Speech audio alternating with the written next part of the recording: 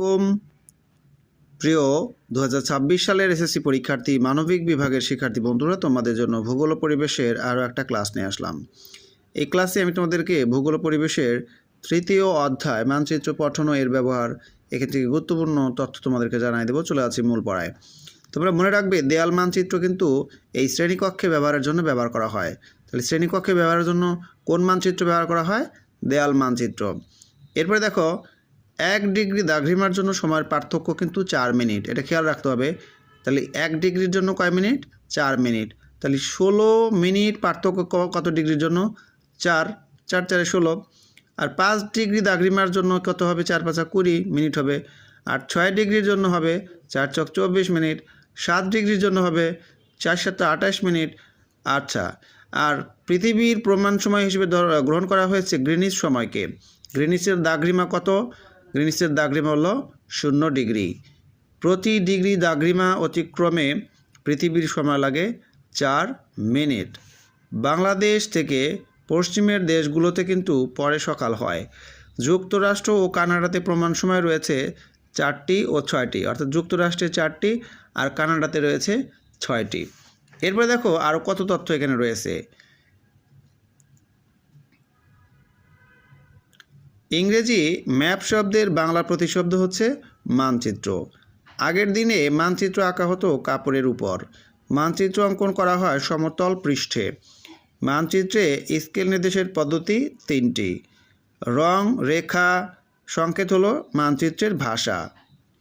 এরপর দেখো, এদিকে আরও তথ্য রয়েছে, দেখা দিচ্ছি। সবুজ রং দিয়ে দেখানো হয় সমতল ও নিম্নভূমি। সাদা রং দিয়ে দেখানো হয় জলাধার। বাদামি রং দিয়ে দেখানো হয় পাহাড় পর্বত। মানচিত্র অঙ্কন করা হয় সমতল পৃষ্ঠে। আগের দিনে মানচিত্র আঁকা হতো কাপড়ের উপর। রং, রেখা, সংকেত দিয়ে মানচিত্রের ভাষা বোঝানো হয়। মানচিত্রে স্কেল নির্দেশের পদ্ধতি 3টি। স্কেল অনুসারে মানচিত্র 2 প্রকার। বৃহৎ স্কেলের মানচিত্রের উদাহরণ হলো মৌজা মানচিত্র। ক্ষুদ্র স্কেলের মানচিত্রের উদাহরণ হলো ভূচিত্রাবলী মানচিত্র।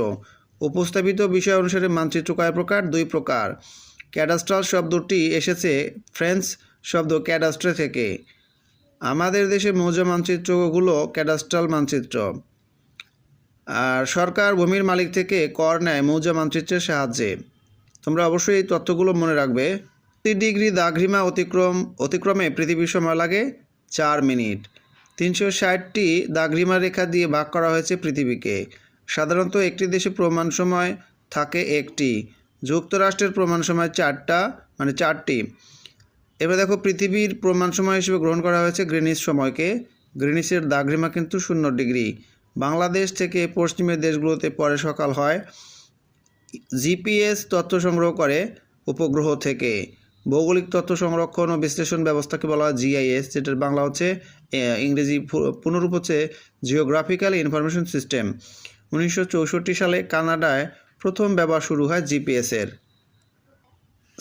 জিআইএসের।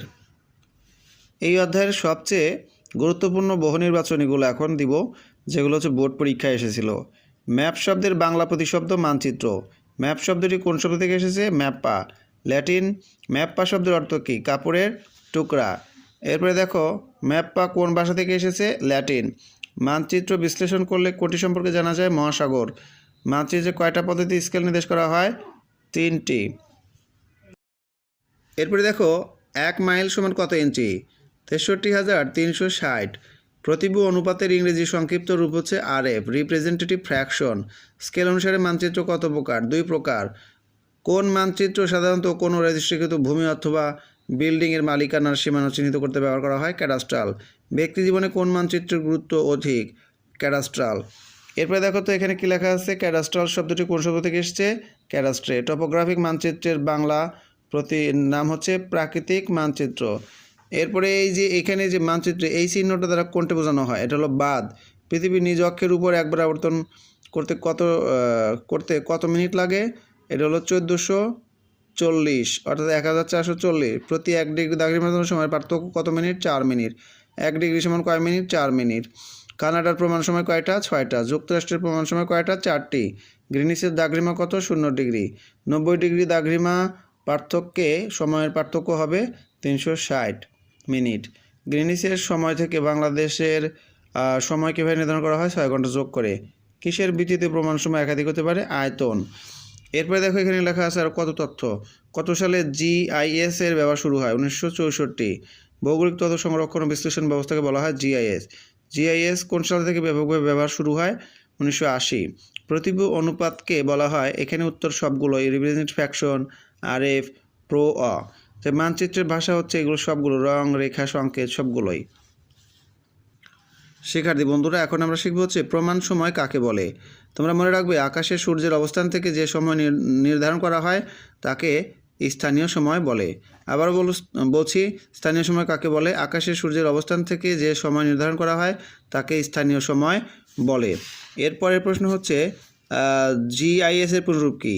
GIS এর পুনরূপ হলো জিওগ্রাফিক্যাল ইনফরমেশন সিস্টেম। মানচিত্র কী?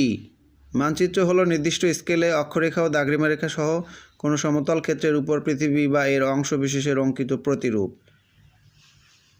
পরের প্রশ্ন, বিষয়বস্তুর ভিত্তিতে মানচিত্র কত প্রকার? 2 প্রকার, গুণগত মানচিত্র ও পরিমাণগত মানচিত্র। স্থানীয় সময় কাকে বলে? আকাশে সূর্যের অবস্থান থেকে যে সময় নির্ধারণ করা হয় তাকে স্থানীয় সময় বলে। এখানে আর একটা প্রশ্ন আমরা পড়ে নেই, দেয়াল মানচিত্র বলতে কী বোঝায়?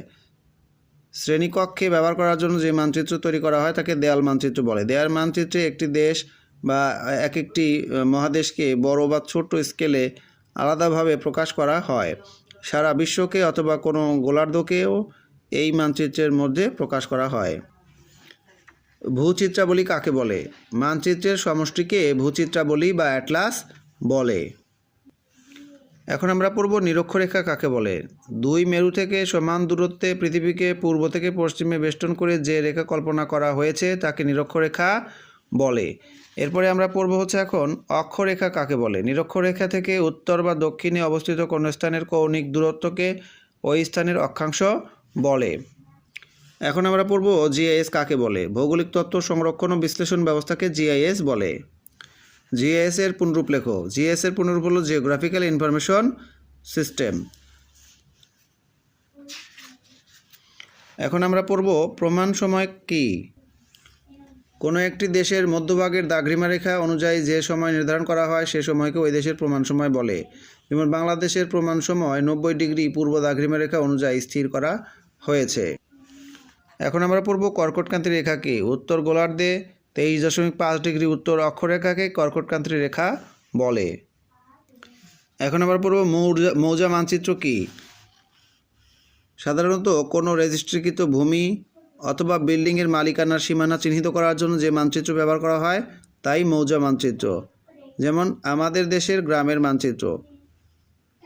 শিক্ষার্থী বন্ধুরা, যদি এই প্রশ্নটা আসে অর্থাৎ GPS এর পুনরূপ হচ্ছে গ্লোবাল পজিশনিং সিস্টেম। তো সবাই এই পড়াগুলো অবশ্যই মুখস্থ করে ফেলবে। প্রত্যেকেই ভালো থাকবে আর এই ভিডিওতে একটা লাইক দিয়ে দেবে। তোমরা যারা নতুন তারা অবশ্যই চ্যানেলটা সাবস্ক্রাইব করে দেবে। আল্লাহ হাফেজ।